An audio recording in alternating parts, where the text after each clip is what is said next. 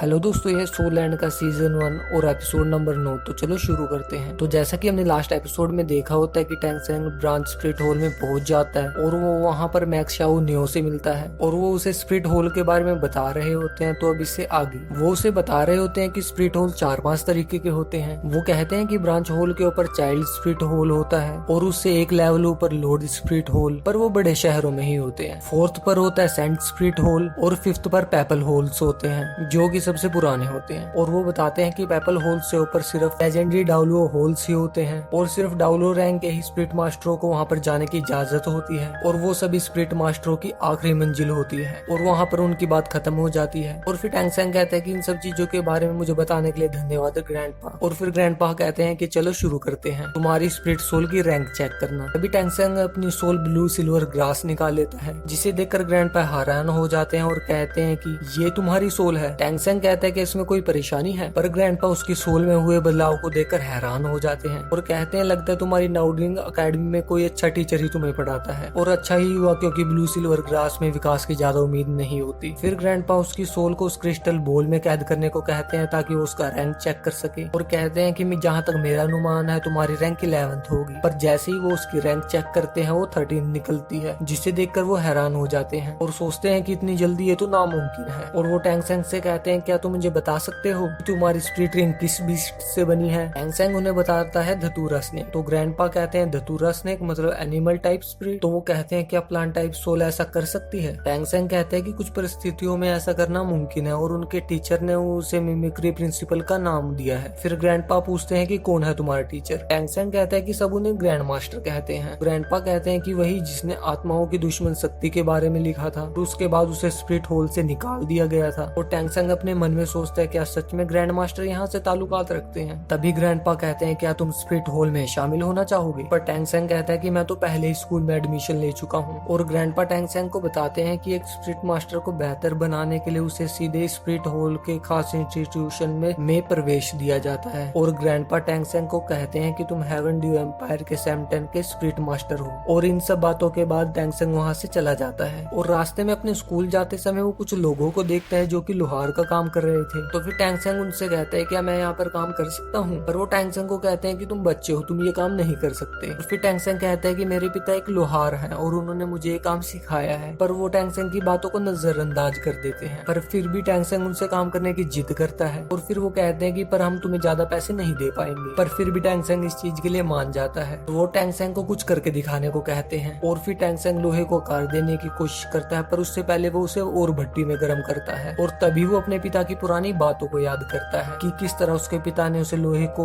आकार देने का काम सिखाया था। और फिर टैंग सेंग वहाँ पर भी इसी तरीके से काम करता है और लगातार 82 हथौड़े मारकर उस लोहे को आकार दे देता है। इसे देखकर वहाँ पर खड़ा वो आदमी हैरान रह जाता है और टैंग सेंग के काम को देखकर वो सभी खुश हो जाते हैं और कहते हैं अब तुम यहाँ पर काम कर सकते हो। फिर हमें 1 साल बाद का सीन दिखाया जाता है जहाँ पर कहानी शिफ्ट हो जाती है और हम यहाँ पर टैंग सेंग और हाउ यू को देखते हैं। टैंग सेंग अपने घर जा रहा होता है और हाउ यू भी उसके साथ उसके घर जा रही होती है। टैंग सेंग उससे कहता है कि हम बहुत गरीब है, इसलिए किसी खास स्वागत की उम्मीद मत रखना। हाउ यू कहती है कोई बात नहीं, मैं बहुत समझदार हूँ। और टैंग सेंग ये भी कहता है कि मेरे पिताजी बहुत गुस्से वाले हैं। और हाउ यू कहती है चिंता मत करो, मैं एक अच्छी लड़की की तरह पेश आऊंगी। और ऐसे ही बातें करते हुए टैंग सेंग अपने घर पहुंच जाता है और फिर वो अपने घर के अंदर जाकर अपने पिताजी को आवाज लगाता है और चारों ओर देखता है और कहता है कि मैं तो जैसा छोड़कर गया था ये तो अभी भी वैसा ही है। तभी टैंग सेंग के ग्रैंडपा जैक अंदर से आते हैं और कहते हैं लिटिल सन तुम आ गए। और उसके दादाजी उससे कहते हैं तुम अकेले क्यों आए। और फिर टैंग सेंग कहता है कि मैं अकेला नहीं आया, मेरे साथ हाउ यू भी आई है। हाउ यू टैंग सेंग के दादाजी को हेलो कहती है और फिर टैंग सेंग उसके दादाजी से उसके पिता के बारे में पूछता है। उसके दादाजी कहते हैं मैं भी उन्हें ही ढूंढ रहा हूँ और मुझे अंदर से एक चिट्ठी मिली है। फिर टैंग सेंग उसे पढ़ना शुरू कर देता है और उसमें लिखा होता है कि लिटिल सन मैं तुम सबसे बहुत दूर जा रहा हूँ और अब अपनी जिंदगी के सारे फैसले तुम्हें ही लेने होंगे, पर मैं एक दिन वापस लौटकर जरूर आऊंगा। मैं तुम्हारे लिए कुछ खास तो नहीं कर सका